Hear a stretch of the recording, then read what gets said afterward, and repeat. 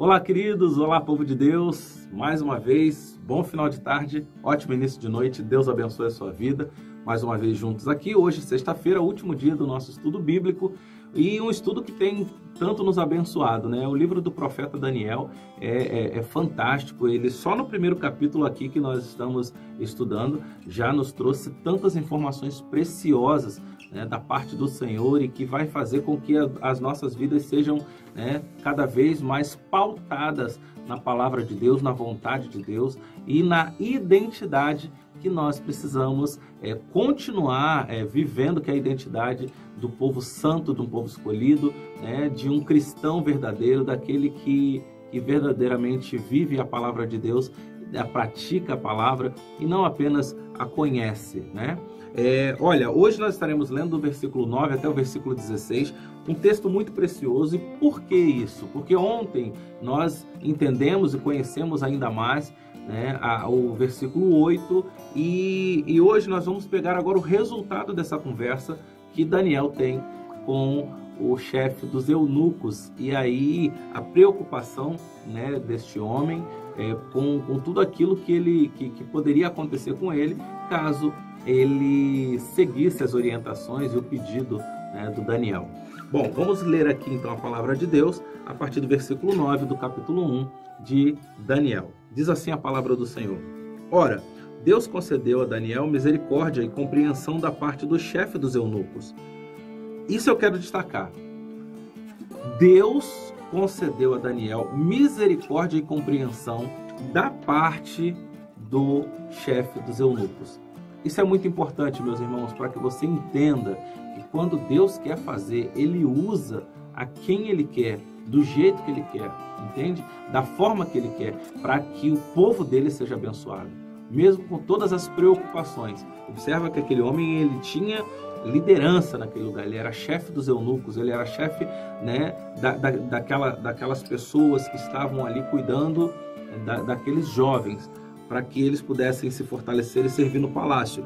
Mas Deus, né, usa da sua misericórdia e compreensão e usa aquele homem para abençoar Daniel e todos aqueles jovens, né, que também não queriam se curvar aos desejos do rei e do Deus que o rei servia.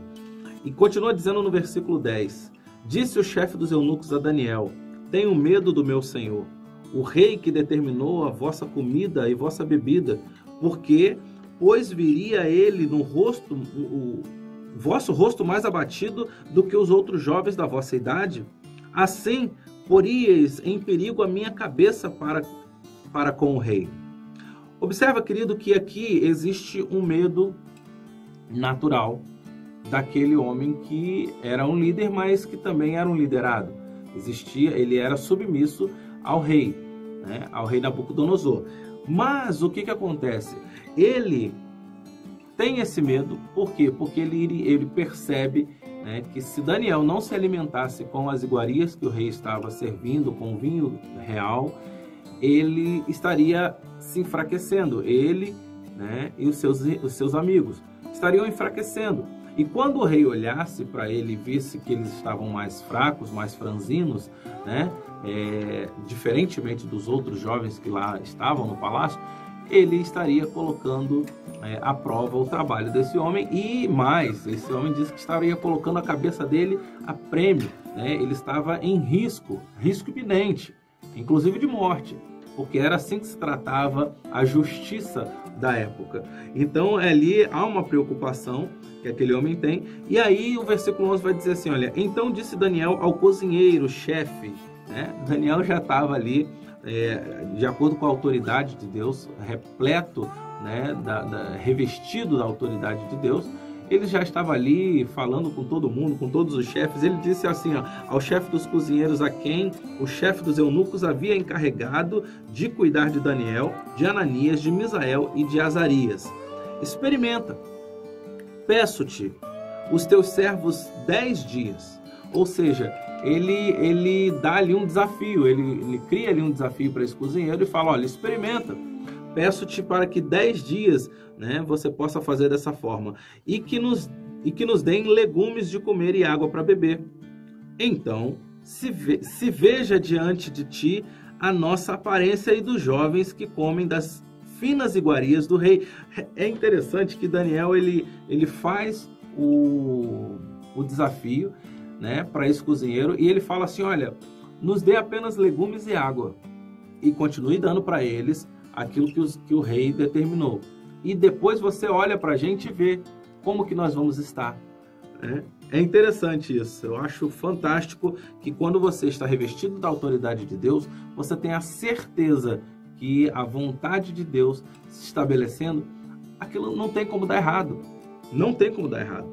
Segundo, ele continua dizendo, segundo vires, age com os teus servos. Versículo 14, ele atendeu e os experimentou 10 dias.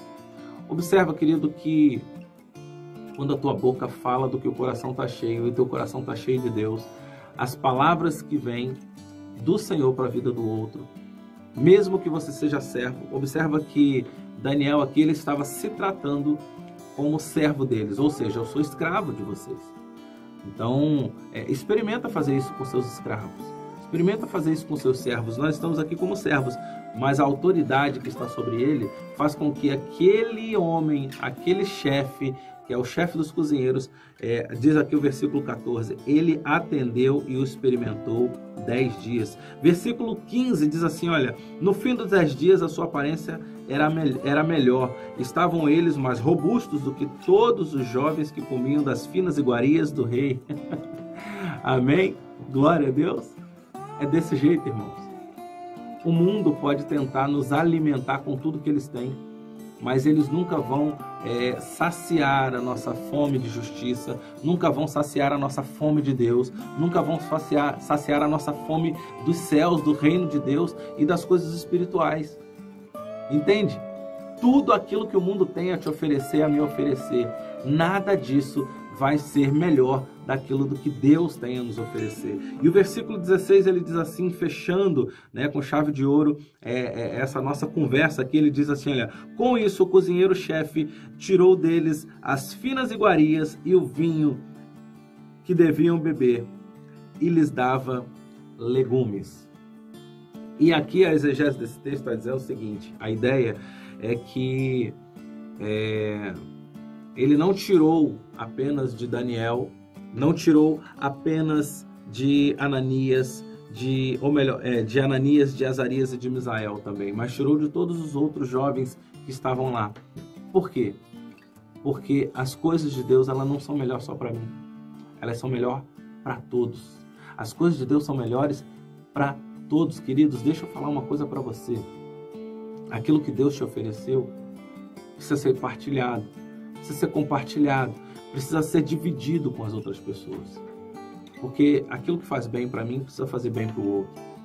Então eu quero te encorajar ao longo dessa semana, ser como Daniel, não apenas tomando decisão firme sobre a tua vida, sobre a minha vida, sobre os meus desejos, sobre os teus desejos, sobre as nossas vontades, né? Para que a autoridade de Deus venha sobre as nossas vidas e aí nós possamos tomar essas decisões, não só conosco, mas também para com os outros. Devemos nos colocar, sim, na humildade de servos, porque somos servos do Senhor e precisamos, através do nosso comportamento de humildade, demonstrar, né, o nosso ato de servir, através do nosso amor, através do nosso desejo em abençoar o próximo. E isso precisa estar em nossos corações. E aí, através dessa humildade, através dessa autoridade, através desse desejo de mudança, conseguir mudar toda a estrutura, né, do palácio mundano que tenta nos corromper.